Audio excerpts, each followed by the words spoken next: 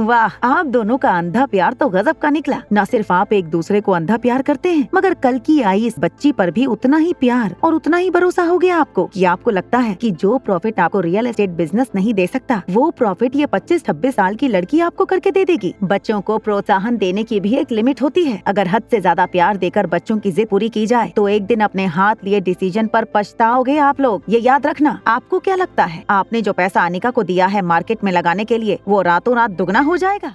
मासी के मुंह से ये बात सुनकर किशन मामा को हैरानी जरूर हुई थी, मगर उन्हें विश्वास था कि अंजलि मामी और अनिका कोई ऐसा कदम नहीं उठाएंगे जिससे मल्होत्रा परिवार किसी मुसीबत में फंस जाए।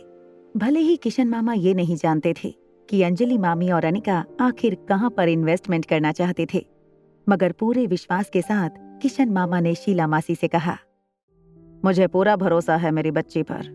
वो कभी ऐसा कोई कदम नहीं उठाएगी जिससे परिवार को किसी भी तरह का नुकसान उठाना पड़ेगा। ठीक है, तब तो मुझे लगता है कि मेरी बात यहाँ रखने का कोई फायदा ही नहीं होने वाला। शीला मासी किशन मामा को ये कड़वी बात कहकर वहाँ से निकल गईं। दिल्ली हाईवे। डॉक्टर शालिनी तेजी से अपनी कार चलाकर हाईवे पर पहुंची थी। तभी डॉक्टर शालिनी को एक ख्याल आते ही डॉक्टर शालिनी ने जोर से ब्रेक पर अपने पांव रख दिए।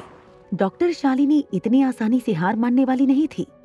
डॉक्टर शालिनी ने सोचा, कुछ भी हो जाए, आज वो किसी भी तरह रोहित मारवा से मिलकर रहेगी। अपनी गाड़ी फिर से रोहित मारवा की विला की ओर मोड़ते हुए डॉक्टर शालिनी तेजी से कार चलाने लगी। लगभग रोहित मारवा के बंगले के गेट के पास 3 घंटे वेट करने के बाद शालिनी की नजर गेट से बाहर निकलते हुए रोहित मारवा की गाड़ी पर पड़ी। जैसे ही गाड़ी मेन रोड पर पहुंचने लगी, डॉक्टर शालिनी ने तेजी से अपनी गाड़ी रोहित की गाड़ी के सामने लाकर रोहित की गाड़ी को बीच रास्ते में ही रोक लिया। डॉक्टर शालिनी तेजी से अपनी गाड़ी से उतरी और रोहित की गाड़ी के सामने आकर अपने दोनों हाथ हवा में हिलाते हुए कहने लगी, मिस्टर मारवा, मुझे आपसे बात करनी है, प्लीज अर्जेंट। तभी उस गाड़ी के ठीक बीच वाले कंपार्टमेंट का दरवाजा खुला।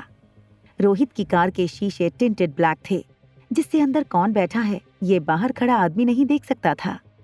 दरवाजा खुलने पर डॉक्टर शालिनी को लगा कि अब रोहित बाहर निकलकर उससे बात करेगा, मगर ये देखकर डॉक्टर शालिनी हैरान हो गई कि जो आदमी दरवाजा खोलकर नीचे उतरा था वो रोहित मारवा नहीं, बल्कि रोहित का पर्सनल सिक्योरिटी गार्ड अब्दुल था।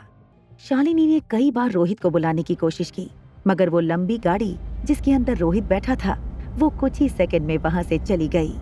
मिस्टर मारवा को इस तरह का बिहेवियर बिल्कुल पसंद नहीं है डॉक्टर शालिनी। कोई अगर उनकी प्राइवेसी और सिक्योरिटी को ब्रीच करने की कोशिश करे तो ये बात वो बिल्कुल बर्दाश्त नहीं करते हैं। और मेरा कहा माने तो आप भी आज के बाद ऐसी कोई हरकत मत कीजिएगा जिससे हमें कोई स्ट्रॉन्ग कदम उठाने पड़े आपके खिलाफ।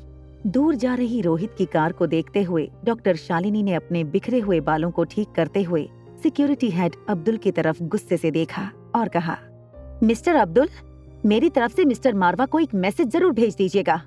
मुझे उनसे एक बहुत ही अर्जेंट बात करनी है और ये बात उनके बेटे से रिलेटेड है, इसलिए मुझे पर्सनली उनसे मिलकर बात करनी होगी। अपने दोनों हाथ कमर पर रखते हुए अब्दुल ने शालिनी से कहा, डॉक्टर शालिनी, आपको मिस्टर मारवा से मिलकर पर्सनली जो भी बात करनी है वो मुझसे कहिए। अगर सचमुच कोई ऐसी बात है जिस पर मिस्टर मारवा को ध्यान देना चाहिए तो मैं जरूर उन तक तुम्हारी बात पहुंचा दूंगा। देखिए मिस्टर अब्दुल, मुझे कल रात ही आर्यन के बारे में एक ऐसी चीज पता चली है जो मिस्टर रोहित को जानना बहुत जरूरी है। दरअसल आर्यन एक लाइव स्ट्रीमर है, वो एक गेमर है। मिस्टर मारवा हमेशा से इन सब चीजों के खिलाफ रहे हैं और अपने डैडी से छुपकर आर्यन जो कुछ भी कर रहा है वो मिस्टर मारवा को पता चलना बहुत जरूरी है। आप तो जानते हैं कि अगर बच्चों को इस चीज की आदत एक बार पड़ जाए तो कितना खतरनाक हो सकता है। डॉक्टर शालिनी की ये बात सुनते ही अब्दुल के चेहरे पर हल्की सी मुस्कान आ गई।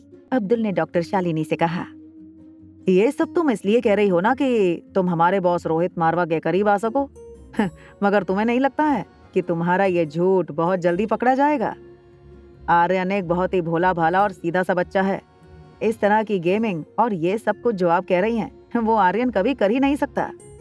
अरे जो लड़का ठीक से बात नहीं कर सकता ये सब कैसे कर सकता है? अब्दुल की बात सुनकर शालिनी ने अब थोड़ी सी इरिटेशन में अब्दुल से कहा, देखो मैं जो कह रही हूँ वो सब कुछ सच है। अरे वो सोशल मीडिया पर इस वक्त टॉप ट्रेंडिंग लिस्ट में शामिल है, तो मेरी बात का यकीन क्यों नहीं करते? आप एक काम कीजिए, रोहित से कह दीजिए कि वो सोशल मीडिया पर मेरे फ्रेंड बन जाएं और फिर मैं उन्हें मैसेज भेज दूंगी। मेरे ख्याल में ये ठीक रहेगा। इससे ना मैं आपके बॉस को पर्सनली मिलूंगी और ना ही कुछ सिक्योरिटी का इशू होगा आपको। अगर आपको लगता है कि रोहित मारवा को अपने बेटे के बारे में सच जानना जरूरी है तो आप मिस्टर रोहित को मेरा ये मैसेज जरूर पहुंचा दीजिएगा। शालिनी की बातों को सुनकर अब अब्दुल को इस बात का एहसास हो गया था कि शायद शालिनी जो बात रोहित मारवा से कहना चाहती थी वो सच हो सकती थी। इसलिए अपनी जीप में बैठने से पहले अब्दुल ने हाँ में अपना सर हिलाते हुए डॉक्टर शालिनी से कहा, ठीक है, मैं मिस्टर मारवा को बता दूंगा। क्या सचमुच रोहित मारवा को ये कहना चाहिए कि वो डॉक्टर शालिनी को अपने फ्रेंड लिस्ट में शामिल कर ले? क्या ये रोहित मारवा के लिए एक बड़ी थ्रेट साबित हो सकती थी? आखिर अब्दुल को एक बात अच्छी तरह से पता थी कि जरूर डॉक्टर शालिनी कोई प्लानिंग कर रही थी और उस प्लानिंग के जरिए वो किसी भी तरह रोहित मारवा के करीब पहुंचना चाहती थी। बहुत जल्द रोहित मारवा की कार का काफिला एक शानदार रेस्टोरेंट में एंटर हुआ। रोहित मारवा और आर्यन का दरवाजा खोलते हुए अब्दुल उन दोनों के पीछे चलने लगा। जैसे ही रोहित और आर्यन पहले से रिजर्व किए हुए प्राइवेट रूम में पहुंचे, अब्दुल ने रूम और आसपास के एनवायरनमेंट की तलाशी ली और तसल्ली कर ली कि हर जगह सब कुछ बिल्कुल सेफ है। अब्दुल ने सोच लिया था कि शालिनी वाली बात रोहित को करने से पहले वो उस बात का अच्छी तरह इन्वेस्टिगेशन कर लेगा।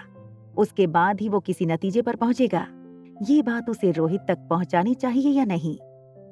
खाना खाने के बाद जब रोहित और आर्यन अपने घर वापस जाने लगे, तब अब्दुल ने रोहित और आर्यन के साथ बैठे बॉडीगार्ड से कहा कि वो पीछे वाली जीप में आ जाए और ड्राइवर के बगल में अब्दुल बैठ गया।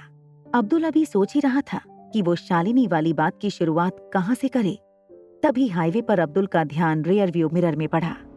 बाइक पर कुछ लोग रोहित मारवा की कार का पीछा कर रहे थे। बाइक पर डबल सीट में हेलमेट पहने कई सारे लोग रोहित और आर्यन का पीछा कर रहे थे।